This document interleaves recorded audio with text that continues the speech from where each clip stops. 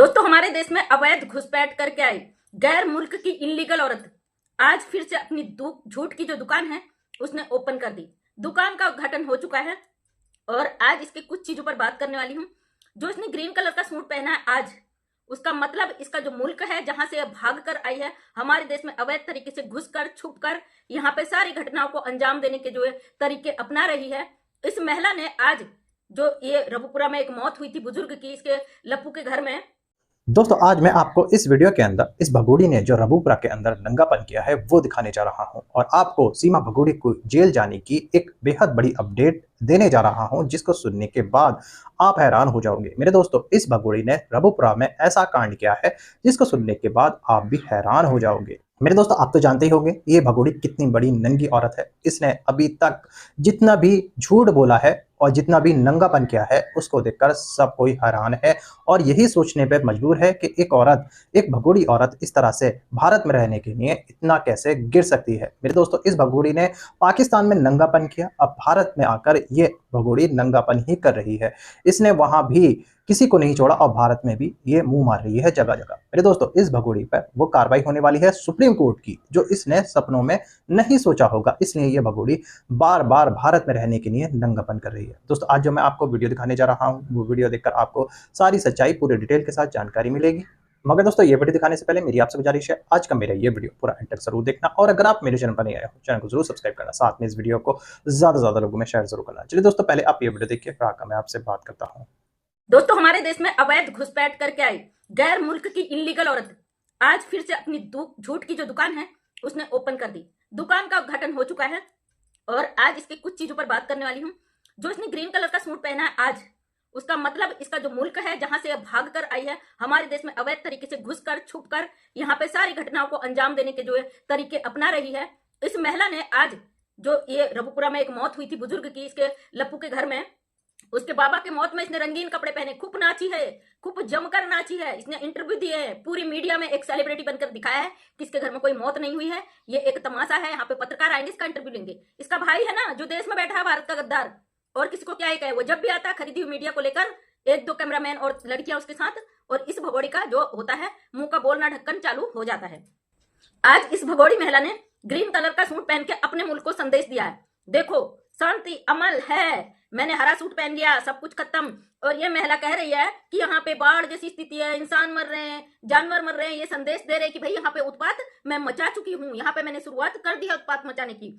और ये भगोड़ी झूठी मक्कार इतनी बेशरम है कि ये सफेद झूठ बोलती है, लोगों को आज कुछ झूठ बोलेगी कल दूसरा ही झूठ बोल देती। गुमराह करना इसके खून में शामिल है, लोगों को उल्लू बनाना, बेवकूफ बनाना इसकी हरकतों में शामिल है। लेकिन इसको लगता है कि भारत के जनता बेवकूफ है, उनको आसानी से बेवकूफ बनाया जा सकता है। पब्लिक तो एक सिपाही की तरह इसके पीछे लगी हुई है कि कब ये कौन सी गलती करती है, कब इसकी कौन सी स्थिति दिखती है, उस सबको पब्लिक यहाँ पे लाके रख देती।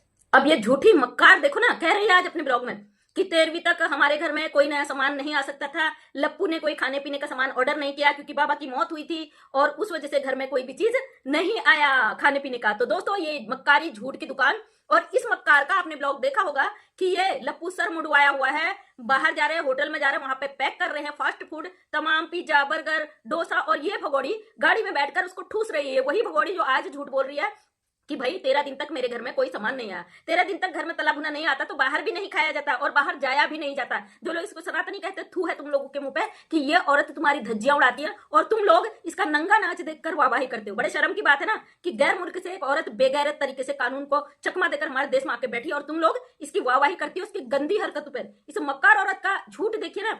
और आज लपुआ कह रहा है कि भाई मेरे यहाँ ना मैं ब्लॉगिंग नहीं कर रहा था इतने दिनों तक क्योंकि मेरे यहाँ बाबा का मौत हुआ था। अरे मक्कार, इस गद्दार के साथ रह के, इस झूठी महिला के साथ रह के, बेगैरत गैर मुल्क से आई जबरदस्ती देश में घुसाई हुई औरत को संगत में रहकर तू इतना मक्कार हो चुका है कि तू भूल गया तू तो भारत का ही है, तू भी ये भूल चुका है। लेकिन कोई बात नहीं बेटा, पहले पिछवाड़े तेरे ही लाल होंगे क्योंकि इस मक्कार को रखने का काम तूने ही किया है। तूने ही स्वीकार किया है कि पाकिस्तान से इस 4 बच्चों की मां को उठाकर तू ही लाया है, इसलिए सबसे बड़ा जिम्मेदार तू ही है और तुझे ही भुगतना है। और ये मक्कार कलुआ आज इतना झूठ बोल रहा है कि इतने दिनों तक हम कोई ब्लॉगिंग नहीं कर पाए थे, इसलिए बाबा की डेथ हो गई थी। आज हम ब्लॉग बना रहे प्रॉपर। अरे बेशरम, जिस दिन तेरे बाबा की मौत हुई ना, उस दिन भी तू लगातार ब्लॉग डाल रहा था। तेरे 20-25 जितने भी चैनल हैं, उन चैनलों में 2-2 3-3 वीडियो इस निठल्ले की आ रही थी। इतना बेशरम इंसान है, इसने जो क्राइम किया वो तो किया ही, लेकिन अपनी गलती को इस भगोड़े की संगत में रहकर इस तरीके से साबित करना चाहता कि भाई हमने तो कोई ब्लॉग बनाया ही नहीं।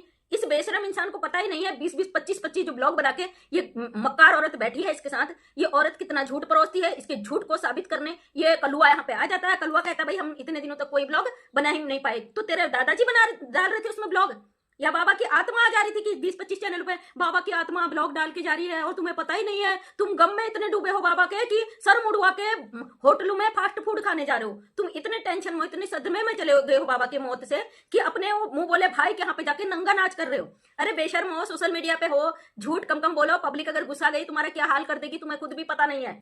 ये 2-2 रुपए में बिके हुए जो निठल्ले हैं, इनको दिखता नहीं है कितना सफेद झूठ परोसते हैं। पब्लिक क्यों गुस्सा आती है, हमारी देश की बहनें क्यों गरियाती हैं इनको, इनकी हरकतों से। ये जो हरकतें करते हैं ना, 2-3 दिन पहले पिज्जा बर्गर डोसा ठूस रहे थे बाजार जाके, आज भगोड़ी बोल रही है कि 13 दिन तक घर में कोई खाना नहीं आया, बाबा की कमी थी।